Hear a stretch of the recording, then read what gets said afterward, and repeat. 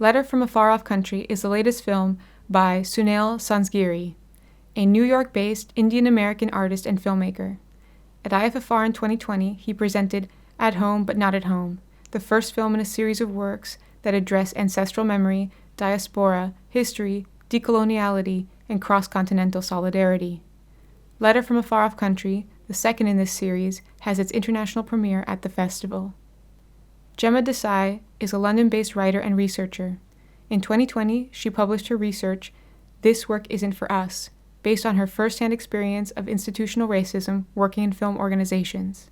The project's at the foundation of several recent activities: a performance at the ICA, a series of online conversations hosted by Lux, and the desktop documentary, What Do We Want from Each Other After We Have Told Our Stories? It's really such an honor to talk to you about this. Thank you so much for sharing your work with me. I have so many personal resonances to the work,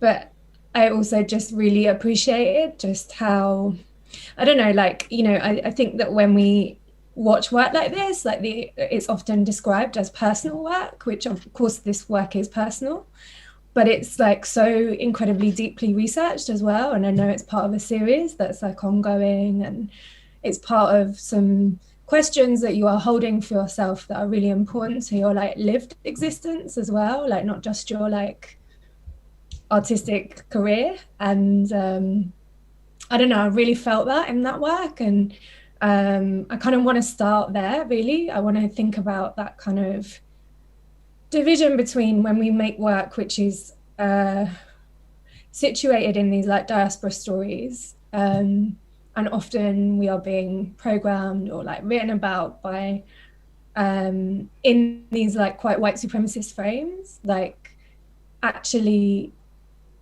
what our journeys with the research are, right? So it's not just searching inwardly, it's also searching outwardly. And I wondered if you could just talk a little bit about the kind of registers or levels of the research that you went through. Where did it take you? If you want to talk about the internal research, but also where were the actual physical spaces as well that it took you? Yeah. So I think that it's a really interesting question because this film could have been many films, right? Like a lot of my work, it starts in one place and it does go on this journey. And I think a lot of it kind of is surrounding this larger body of work that's looking at this relationship I have with my father and lineage and our kind of ancestry, something that we never really unpacked. My parents are divorced, and so this kind of relationship with my father has been very much a kind of long overdue moment. And I think that the question then opened up into a larger issue, which really started in one place and then eventually just, I mean, it wasn't even eventually, it took me by force because of the movements that were going on in India. I had been doing several different research projects surrounding atomic weapons in India, and partition and all sorts of, I mean, there's such a dense amount of history and in India. So there's really so many places to open up, but all of that kind of went by the wayside as soon as a lot of these larger issues, really starting in 2019 with the lock. We were talking about this yesterday, but the supposed lockdown in Kashmir, which we have this lockdown in across the world now, but really Kashmir, Palestine, these are the places that the real lockdown's happening. And so, when India kind of just really fully formed their settler colonialist state, and took over Kashmir, it was this moment of pause that made me think I have to drop everything because this is what we should be focusing on. This is a mass atrocity.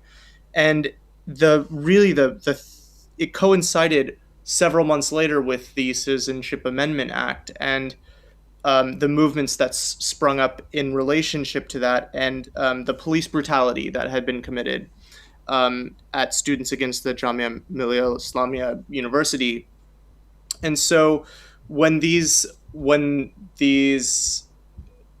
movements started sweeping across the nation, it was a moment to say, well, it's not just like, where do I fit into this, but what, the attention was just fully formed in that moment. And I had been planning to just go to India, um, finally to visit this homeland, and um, a week before I arrived, it was, an entire Muslim neighborhood had been burned to the ground in these like supposed like communalist riots, but it was really, obviously just this anti-Muslim uh, continuation of the genocide of 2002. So this is all a very roundabout way of saying that like all of these things took, all the research just faded away because it was very much a moment of saying, um, trying to figure out the present moment, and a lot of the kind of reference points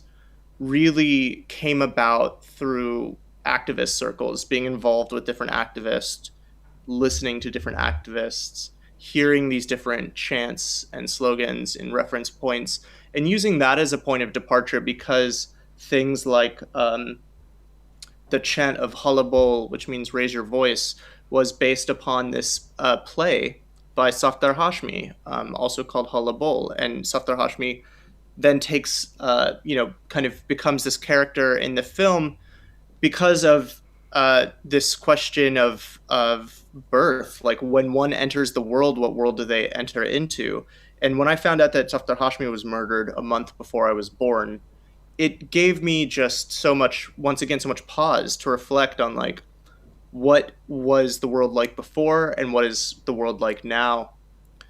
And so there were many twisting journeys. It was a lot, very much surrounding these, listening to activist voices, listening to voices, whether it's through, like how we consume media, podcasts, YouTube, things like that, and then connecting that with the physical spaces that I inhabited. And so a lot of these touch points in India, like Shaheen Bagh, the neighborhood where really the anti-CAA movement kind of started, um, these were the moments of kind of being able to recognize, um, movement work in that I do in the United States, and seeing that in the place of my ancestry was quite a moving experience, and it compelled me, you know, to find different ways of exploring that, teasing that out, rather than just representing it, rather than just capturing it through the moving image. What are different ways of representing the and embodying the kind of spirit of these movements? Yeah, I think that was a very long-winded answer. No, it wasn't. And I think something that you really bring out in the way that you described that, actually, I think it's really interesting that you say that those events meant that the research fell away, because actually the way that you describe it is that actually they anchored your aesthetic strategy in a really particular way. And there's this review that you signaled to me like yesterday, which I visited, where someone describes, sorry, I've forgotten the name of the writer, but I think it's on your website. Someone describes it as like a visceral portrait of the race of thoughts one experiences when in the throes of rising tyranny. And it was really, actually I wouldn't have described your work as a race of thoughts. And this is why I mean, like, I think that even though that descriptor is so resonant, and I'm sure that is how those threads began, right? When you're overwhelmed by the images that are coming to you, also that potentially the things that we know but don't know, and the people that we might speak to and for, and like that whole constellation of things that you have to engage with when like we are right now, right? Like in the world with like a pandemic and like the resurgence of like far right movements, and you're bombarded with these images, and also with your responsibilities and your own flaws as a human being and things like that. But actually what is interesting about your work is that you take those moments and then you make quite intentional aesthetic strategies with that kind of potentially something that you've described as a potential incoherent or incoherent coherence. And I wondered if you could kind of talk a little bit about that. Yeah, I've been writing a lot about this kind of this push and pull between the coherent and the incoherent. And this is primarily taken from this media theorist, Alexander Galloway, but really I'm extending it to think about questions of race, questions of like, hybridity or creolization, as Edouard Glissant writes about it. But really, it takes to this idea that coherence is a congealing. It's a kind of like way in which thoughts and images have a consistency to them, and that they're sort of kettled together or kind of contained. Incoherence, on the other hand, is this way of disseminating, moving outward and branching out, and this kind of, maybe it's rhizomatic, but really it's just a way of not being encapsulated, not being captured. So I think about that in reference to the ways I was representing Shaheen Bagh as a neighborhood that I never lived in. It doesn't represent my, quote, lived experience. But so a lot of these questions of representation were at the forefront of my mind. How can representation be incoherent? How can we not try to contain identity, not try and contain diaspora within these limits, and specifically the limits of the nation state, right? The limits of nationalism. And I think a lot of this really has to do with, I think another filmmaker like Trinity Minha, who has this idea of speaking nearby, it's actually really interesting thinking that, like, Trin has been around for decades and has somehow recently made a huge resurgence, which I'm so happy for her. Incredible filmmaker. But it's interesting to see how this thought of speaking nearby, of not trying to name the thing with the capital F fascism or capital N nationalism, but finding the ways to speak around this issue while can be more powerful, can be more potent, because they're not going to be articulated in a way that is then serving the thing you're trying to fight against.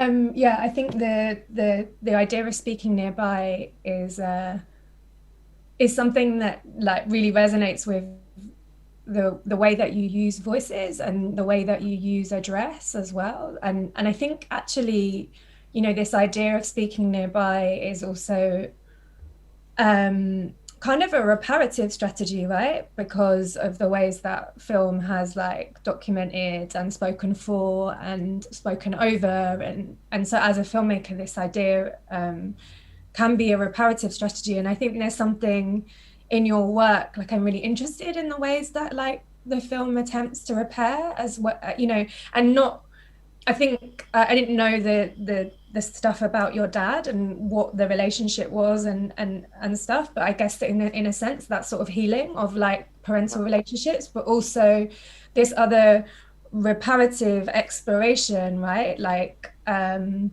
around the voices. So you're searching actually mostly for like relatives who are men, or like a lineage that is leading to Ambedkar, who is a man. But you then also drew attention to like the sort of resistance and the sort of occupation at Shaheen Bagh. You use the voice of like Yashika Dutt, like a Dalit scholar and an activist.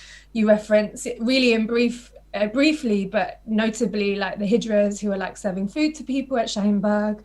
And I think I understand why that strategy is important, but I really want to, I don't know, I guess it would be interesting to hear you articulate why specifically when we're talking about caste violence, actually, why that becomes so important, right? Like it's not just like you being a woke filmmaker that just wants to give voice to like women in the film, like why is it important that happens? And I think the other notable thing actually is when you're telling your father about your family friend, you mention his wife, and there's that exchange, which I think is a really notable exchange too. Yeah, no, I think that's really important to bring up, and it's definitely something I'm still continuing to think about. We had briefly talked about like Brahminical patriarchy and Brahminical supremacy just being intimately intertwined with Brahminical patriarchy. And Ambedkar, who we had briefly talked about, was also, knew that caste was intimately intertwined with the oppression of women in India. And so, knowing that these two things had to be abolished together, that patriarchy and caste had to be abolished together. Um, but it's also like those moments with Shabana Azmi speaking out in protest, who still to this day, I'm sure many people know, she's still so vocal and is just such a powerful figure, um, and was really like the she was the top notch actress of the kind of independent cinema of the 60s, 70s, and 80s, but to see her in 1989, once again, the year I was born, and to see her just so proudly and vocally and unabashedly just taking her stage and just saying, none of this matters. Your film festival doesn't matter. This is what matters. This member of our art community was just murdered in broad daylight, and you didn't say anything about it. So to hear her and to think like that moment couldn't happen now. Yeah. There's no, it's just, so just thinking like this notion of progress, it's just it's such an illusion. And so yeah, I think that in terms of the voices, I mean, there's this writer Gayatri Gopinath who writes about queering diaspora, and specifically the notion that like because patrilineal this that lineage is passed down through the male, and that what does that mean for queering diaspora, for the queer South Asian, for instance, who then doesn't get to pass on their last name or their lineage? What does that hold? And so taking that notion and then expanding that metaphorically to the reduction of the nation state, like we're still a part of all the same people, even though we don't pass down our last names. So thinking about that, queering, dislodging, these are interesting things to me, and especially in relationship to like, yes, these are all like, the people I have access to kind of work with me are my father, my aunties and uncles. But it's interesting because when I ask my aunties like, hey, can I talk to you for an interview or something, they're very shy, they don't want to. So it is that there's so much bound up in that, where the women are just like, no, it's okay, you can talk to your uncle. So it's a different mode. And then of course there's so many like Yashika Dutt who absolutely are just like, yes, like I'm going to be loud, I'm going to be vocal. It's nothing that I personally can just immediately vocally say in the film, because it's not necessarily my place. But what it is these hints, these reference points to say like caste and patriarchy are intertwined.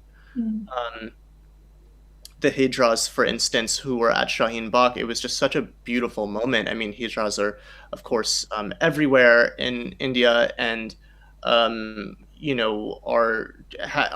worshipped at for a very long time, and they were there in the movement, just serving food for anyone in the neighborhood who wanted to come. And there was a people's library. There were like Malcolm X books next to Arundhati Roy books. There were like Angela Davis books at the people's library. So it was just like Shaheen Bagh was just such a beautiful, beautiful place. And day one of the lockdown in India, they immediately cleared it. They had been there protesting for 4 months, 5 months, 6 months straight, never left.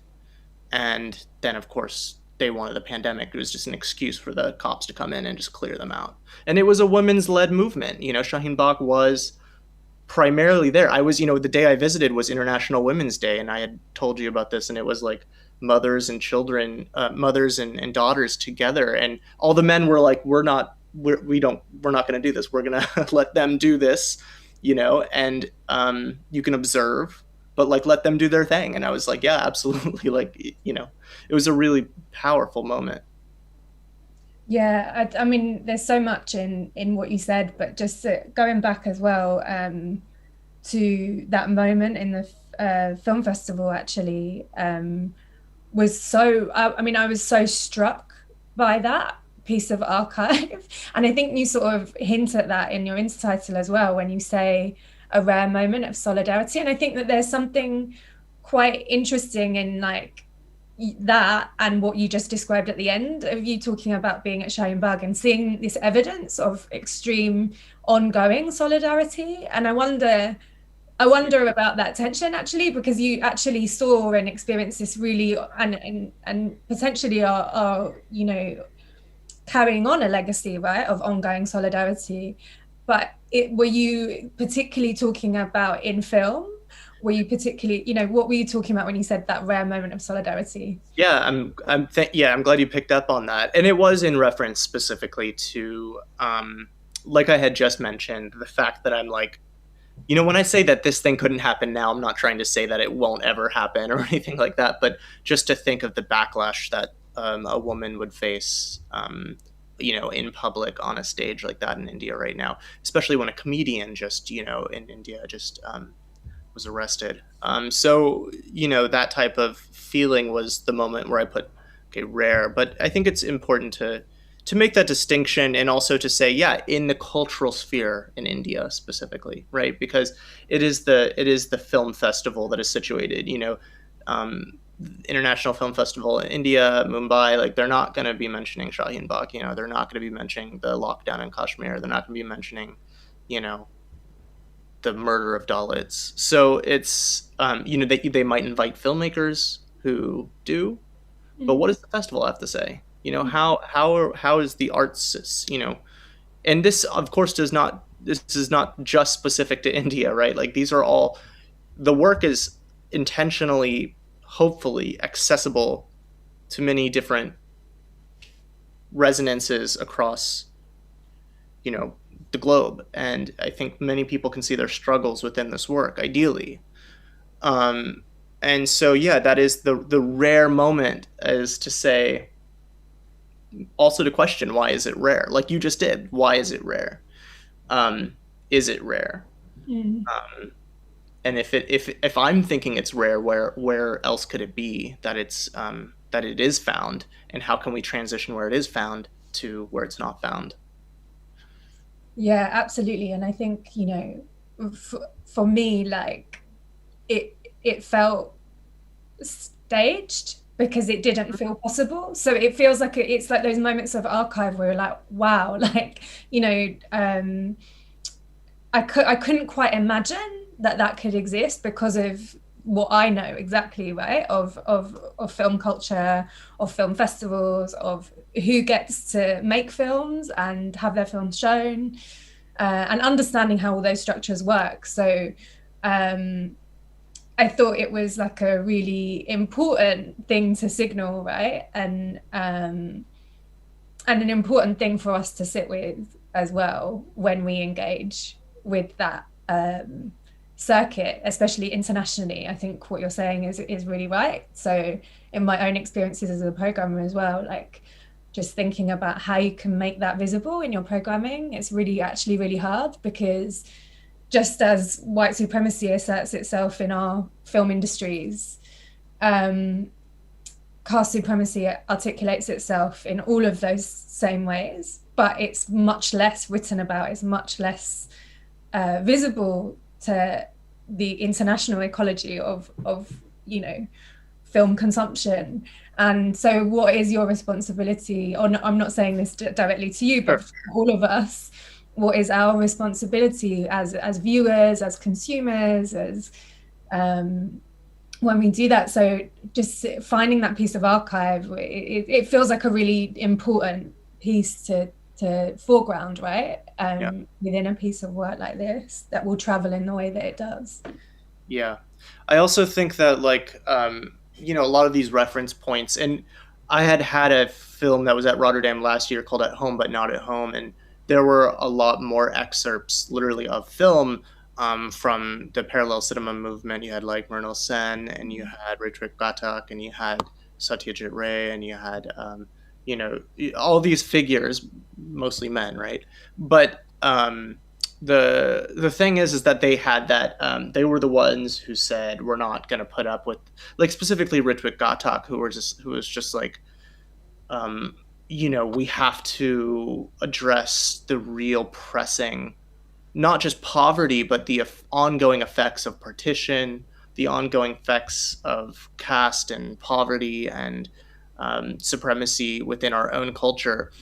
And we're like, that is that there's nothing else to make film about. It's about the lives of the people who are affected by this.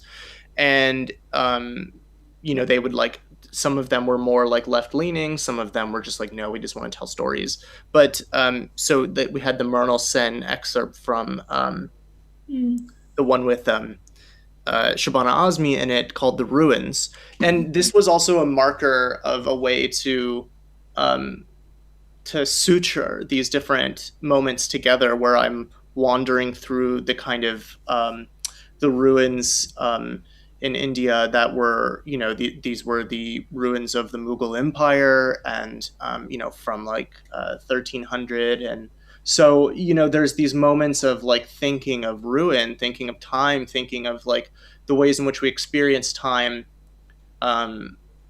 physically, the way that history is experienced and embodied. And I think about that in relationship to the archive too, because specifically, and I don't mean capital A archive, but just this idea of this kind of collection of moments and fragments that are teased, whether it's YouTube, right, or whether it's from the official archive of India, or whether it's a pirated copy of a film. These are all just these collections, these fragments, and the ways in which they connect to each other, and whether it's they connect to each other on a formal level, or they connect to each other on a more political level.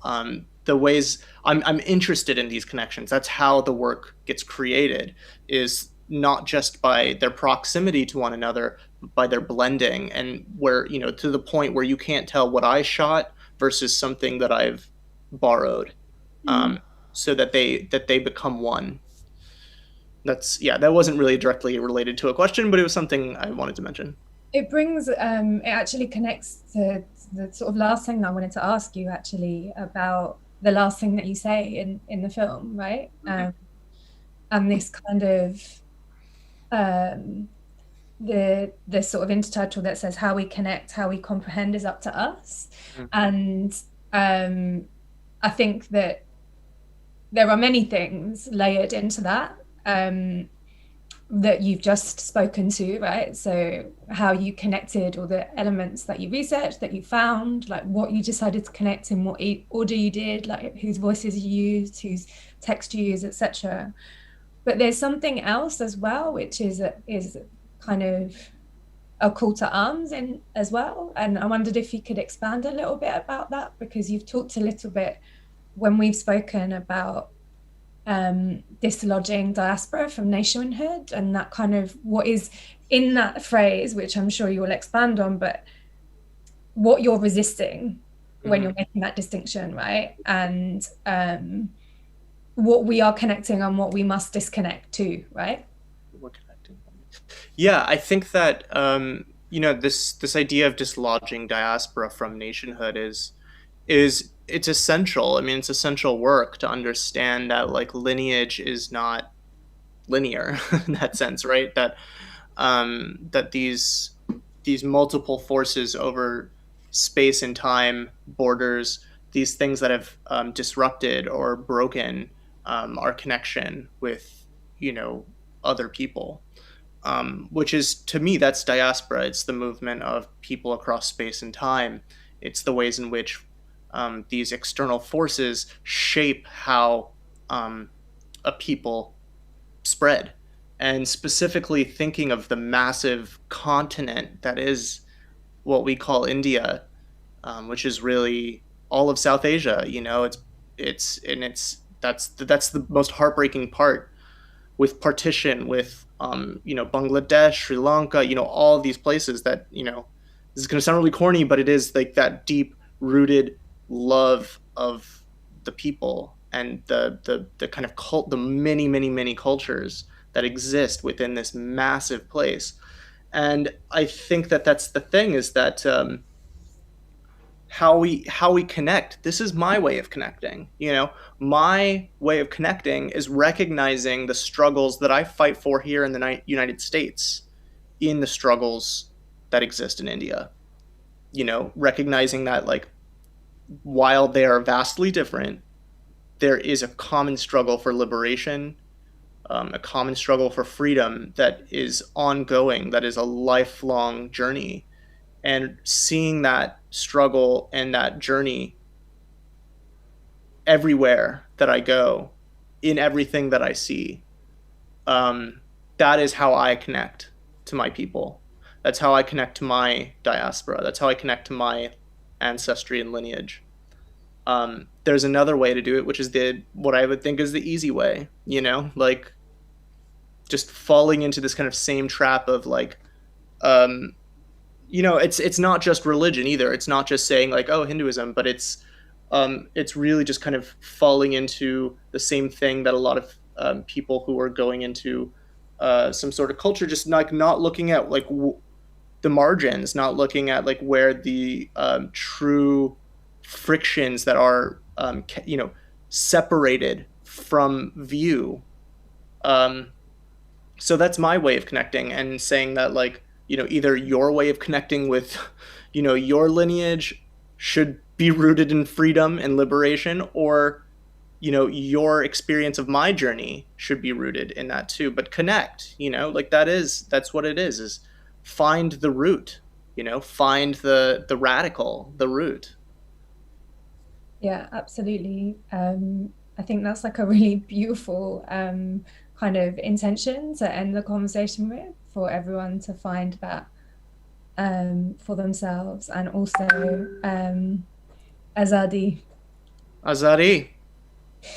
Jay Bim.